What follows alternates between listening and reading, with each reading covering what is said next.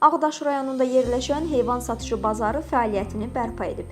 Qida Təhlükəsizliyi Agentliyi tərəfindən həyata keçirilən qiymətləndirmənin nəticələrinə əsasən biotəhlükəsizlik tələbləri təmin olunaraq bazar yenidən qurulub. Bazar baytarlıq, sanitariya və biotəhlükəsizlik tələblərinə uyğun infrastrukturla təmin olunub. Obyektdə baytarlıq nəzarətinin həyata keçirilməsi üçün müvafiq şərait yaradılıb. Qida Təhlükəsizliyi Agentliyinin tapşırığına əsasən Ağdaş rayon mal bazarında yenidən qurma eləmişik.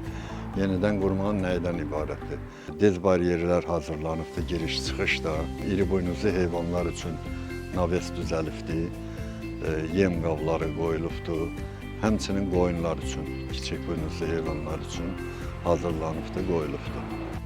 Eyni zamanda heyvanların saxlanılması, nümayişi, yüklənməsi və boşaldılması üçün xüsusi bölmələr təşkil edilib, işıqlandırma və tullantıların idarə olunması sistemləri tam şəkildə qurulub. Xatırladaq ki, bundan əvvəl Sabirabad, Bərdə, Göygöl, Saryan, Göyçay, Şamaxı, İmişli, Ağcabədi, Beyləqan, Biləsuvar, Kürdəmir, Abşeron, Masallı, Ağsu, Xaçmaz rayonlarında və Bakının Binə qəsəbəsində yerləşən heyvan bazarları fəaliyyətə başlayıb.